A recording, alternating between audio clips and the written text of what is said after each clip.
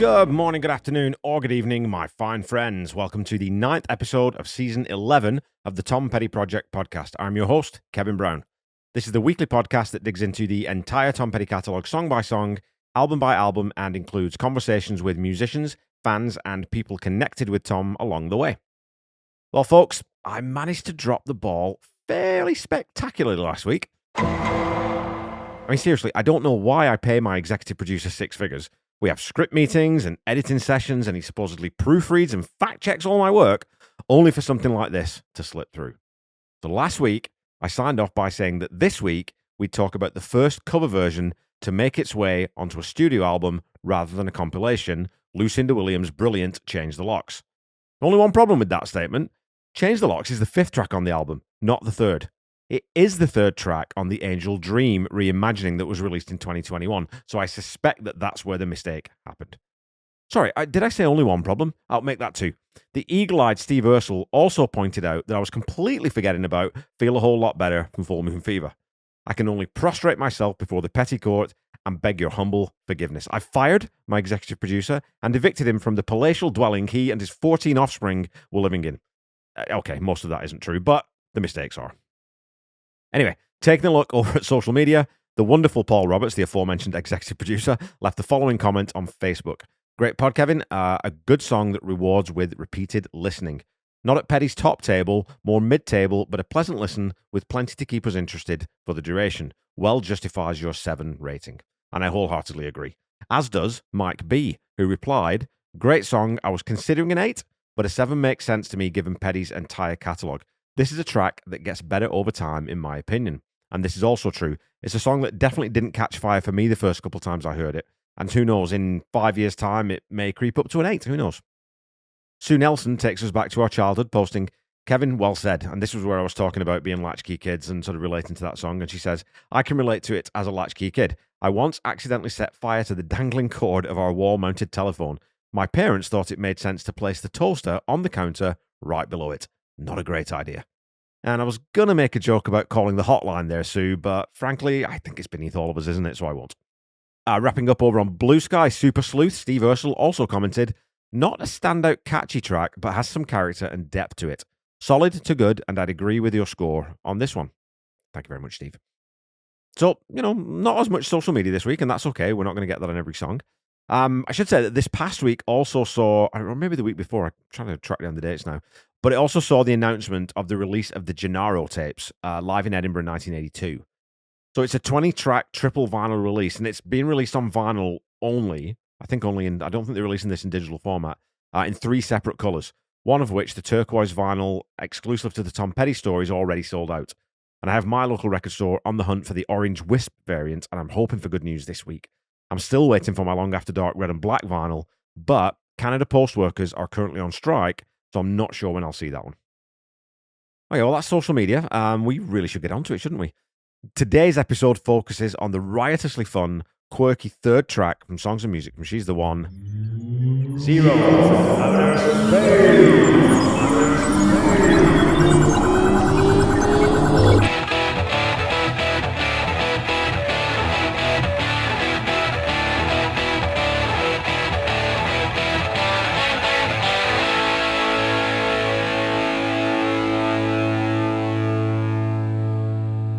There's next to no information kicking around about this song, and Tom doesn't talk to author Paul Zolo about it in conversations with Tom Petty. Or maybe I should reach out and ask Paul if there was anything about this song that didn't make the book, but that Tom did sort of give him info on. It's a shame too, because it's arguably the most unusual song on the album in that it doesn't seem to fit the brief of writing songs for the movie, but also isn't a leftover from the Wildflowers sessions. So it's in that hinterland between those two paradigms. It's a playful, frenetic number that features one of Tom's more Dylan-esque lyrics, which we'll get to. It's also, as far as I can recall, the only time that Tom drops an F-bomb in a song. Certainly it's the first. So I'd love to have more background on this one. Maybe if we ever get a documentary on the making of this album from either the Petty Estate or maybe Ed Burns, maybe we'll get a bit more info on it. Now, I've talked about false endings a couple of times over the last 3 years, but this is the first time we get a proper false start. That brilliant inversion of the main riff in the right channel with that really tight rapid-fire echo delay effect comes in, but then cuts off before Tom says, here I go, and squeals a small phrase to lead us into the main riff proper. And I do remember the first time hearing this song thinking, oh, this has the same kind of bounce and feel as Subterranean Homesick Blues. There's a really similar nervous energy to the track, which is souped up by an odd synth pad noise that it almost sounds a bit like a cymbal hit that's been really slowed down, but maybe backmasked and then affected. I don't think it is. I think it's just a synth, but anyway, we have a single snare hit to lead us into the full arrangement, and then we get that fabulous walking bass sitting over that two-step backbeat. My inclination is that this one is in 2/4 rather than 4/4, just because of how sharp and snappy the whole thing is, but anytime I talk about bars within this episode, let's just keep it at 4/4 so as not to confuse things. The main riff in the left channel is joined by a fabulous second part that is even more staccato, very trebly, and very crunchy. You also hear Ben Montench keeping time on the organ with some simple fifths, matching the rhythm of that left channel guitar. After this very short 8-bar intro, Tom comes right in with that first line, and the way this sets up is almost like a fever dream, or maybe it's an allusion to an addict going cold turkey, wrapped up in confusion, tied down to my bed. It's very aggressive, abstract imagery. When we get to the lines, it's insane to my brain, I ran away, the guitars ring out rather than chop through the groove, and Tom's lead vocal is joined by, I would guess, Howie Epstein on the harmony. I don't think it's Tom doubling his own vocal. At the end of this section, we hear Tom wailing a simple phrase on the blues harp, and we then get a major third transition into the major fifth and into the chorus, which begins with that hey, hey, hey, before we get that seesaw melodic motif on the word zero. And that little 2-bar section really is the hook of the entire song. The backing vocals is repeating the word zero over that 3-note oscillation with a very gritty, dirty buzzsaw guitar matching along with the bass. There's percussion of some kind through this section also, playing double time, and I'm not 100% sure if it's maracas, a shaker, or tambourine, but I'd probably say the latter, or maybe a combination of a couple of those. I think it's mainly tambourine. Coming out of this chorus and into the instrumental break before the next verse, we have the harmonica again and that weird synth pad, or cymbal, or whatever the heck it is, with sample or something. And so we're only 44 seconds in, we've had a false start, an intro, and a full verse and chorus. Actually, if you think of, it's insane to my brain, if you think of that section as a pre-chorus, it's got the lot in 44 seconds. This song is not hanging around. And I love the bewildering assault on the senses that this one is right from the get-go. It doesn't give you any time to get your bearings or catch your breath. The next verse-chorus pair flies by with the same melodic structure, guiding a really unusual Tom lyric. We start off with, well, I know you think I'm joking, I don't mean the things I say, which sets up the premise of doubt and possibly scorn, before Tom lets it completely fall into a very abstract, almost nonsensical end with, like I could, but I want if I would anyway. And you get the feeling that Tom doesn't want you poking around in the guts of this song, so he's snatching away the coherence and just hitting you with a, well, what the heck is that supposed to mean line, which I love. I love that when writers do that. And as I said at the top, it's a very Dylan-esque thing to do. After this stanza, Tom says, come on, and Mike Campbell shreds out a very rockabilly type of solo, which borrows that seesaw melodic motion from the chorus, but applies it to the root chord. There are some great Chuck Berry bends, and repetition is key to this solo. I don't think he's free-forming this one. I think it was deliberately constructed to have 3, almost 4 separate phrases, basically just repeating. There's then a little bit of magic sprinkled in with that jarring, dissonant chord on the first beat of what would be the hey, hey, hey line. It sounds like he's hitting a minor chord over the major fifth progression. It's really interesting and quite abrasive in a very good way. And it's just one of those little things that really good musicians drop in just to keep us interested. And through the 0, 0, 0, 0, 0, 0 section, the lead drops out and you get a nice palm-muted second guitar part to sit alongside that fuzzy buzzsaw rhythm guitar, and then a big pick slide to bring us back out into the acid trip that is the third verse. Throughout this entire solo section, there are also hand claps, along with that double-time percussion. It's just this absolutely relentless stacking up of elements. You think that you're above me, you think that you're so big. Well, I saw you kick that dog when the wind blew off your wig. This is Tom's brilliant whimsy channeled through Dylan's cynicism to fantastic effect. It really means nothing at all, just a very broad way of saying, you're kind of a dick. Again, I'd love to have notes on this one from Tom, because I wonder how much of this was actually written out ahead of time and how much of it was spontaneous in the studio. I really could see there being about 7 or 8 takes or variations on these verses with random thoughts or streams of consciousness coming in and out, and Tom just fooling around with the lines just to see what works best. And the 3 that we get being taken as the best ones. Because we've all heard Tom messing around singing silly songs with his acoustic guitar, Them JuJu Beads or I'm a Dumbass Baby, There's a similar energy to this one for me, but it's just straight up rollicking good fun.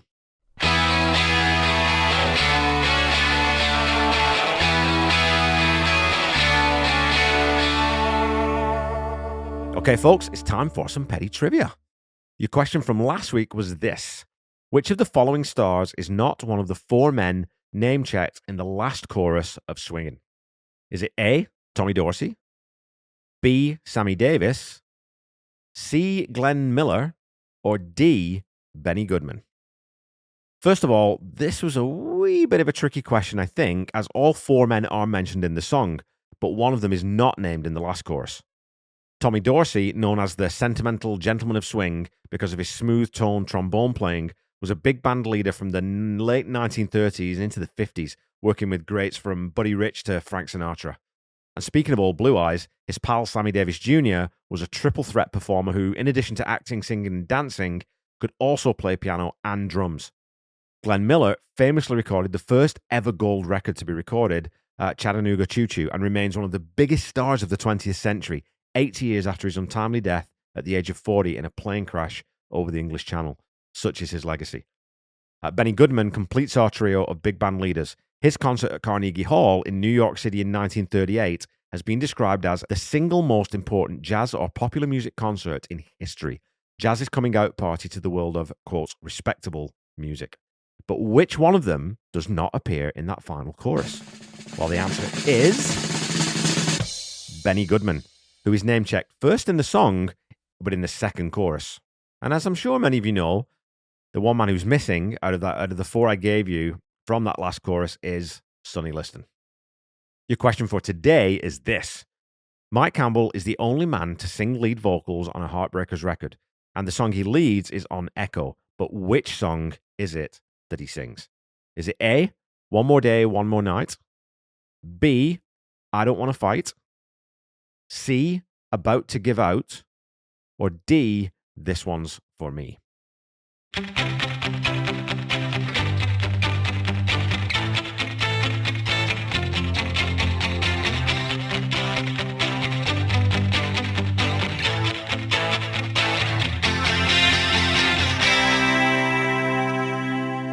Okay, back to the song. After this verse-chorus pair, we get another solo. Mike Campbell bending his way all around the root chord, and unless I miss my guess, that solo is being doubled and dropped into the right channel. This one is really reminiscent of another one of Tom's Wilbury bandmates, and fans of the Beatles will have heard George Harrison play a solo like this plenty of times, though not with the same crunchy guitar tone. We get the harmonica, then a big stop with that weird whooping effect which decays out and is oscillated, fast, then slow, then fast, and up and down. And now that I'm listening to it, that's definitely got to be a keyboard from Ben, being ramped through an oscillator with someone controlling the frequency, along with a huge pitch bend on it. Whatever it is, the intention is clearly to imitate a very 1950s version of an alien spacecraft. It's a breathless, no-nonsense, nonsense song. Yes, it's basically about a fractious relationship, but it's also just a bit of fun that I suspect was mostly torn off the cuff. Glib, quirky, and seemingly at right angles to almost everything else in the catalogue, it's another song that sounds nothing like anything we've heard to this point, and a wonderful little deep cut. The Heartbreakers didn't tour this record and didn't play at all in '96 outside promoting the album, except for one gig at the Beverly Hilton Hotel on May 17th, when they opened with this song as part of a 6-song set list consisting of Zero from Outer Space, Climb That Hill, Asshole, Angel Dream, Walls, and Mary Jane's Last Dance.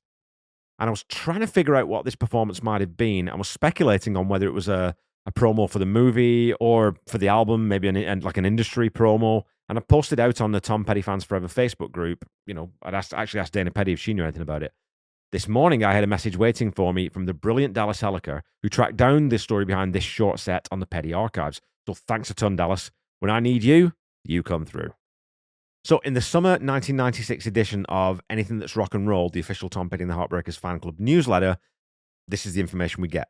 The gig was a special benefit show, which was part of Strictly Western Two-Stepping for the Cure, a benefit for AMFAR, the American Foundation for AIDS Research. Basketball superstar Magic Johnson, actors Sharon Stone, Carrie Fisher and Mickey Rooney, singers Gladys Knight and Dionne Warwick, as well as songwriters Carol Sager and Burt Bacharach, were all part of the invitation-only crowd. During the performance, Tom, with his characteristic sense of humor, remarked, "I should say, too, that we are really proud to be here doing this. We take it quite seriously." Long pause. You know, I'd play anywhere Sharon Stone was. Then between songs, when some people in the audience were talking rather loudly, a grinning Tom Petty called out, "Hey, shut up, rich people." Also, before launching into the cover of Asshole, I'd initially written Beck's Asshole, but that just doesn't scan properly now, does it? Anyway, Tom remarked, "Now listen real closely. We're going to do a real sensitive song."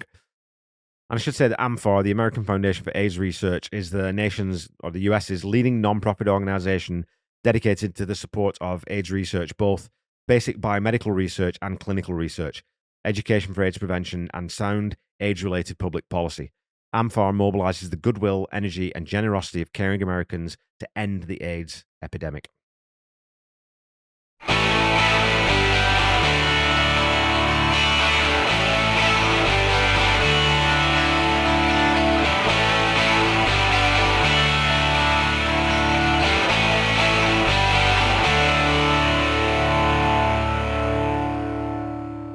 Okay, Pettyheads, that's it for this week.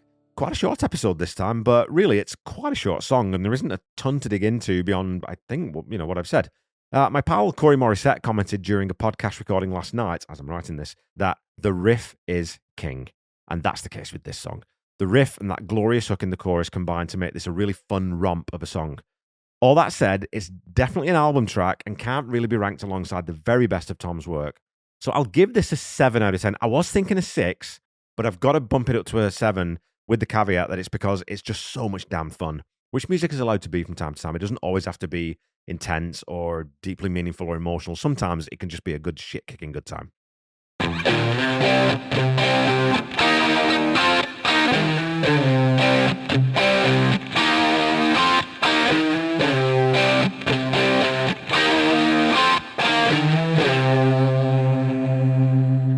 Tom Petty Project is a proud member of the Deep Dive Podcast Network. Go check us out at deepdivepodcastnetwork.com.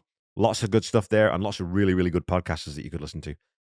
You can also check out my other podcast, Seaside Pod Review, a Queen podcast that I do with my very best friend Randy Woods, who performs all the music you hear in this podcast, as well as the Ultimate Catalog Clash that I co-host with my other great pal, Corey Morissette.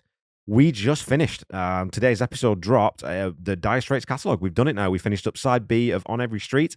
And I got to tell you, that's an album that I didn't really listen to a lot, especially when I was 18 when that album came out. And I just wasn't really ready for country and country tinged music. Going back and listening to it now, it's absolutely fantastic. If you've never listened to it, go give it a listen. Don't forget to follow me on Facebook, Instagram, Threads, and YouTube at The Tom Petty Project, and on Blue Sky at Tom Petty Project. Go follow, like, do all the subscriptions, all those kinds of things, and do please leave a rating or a review.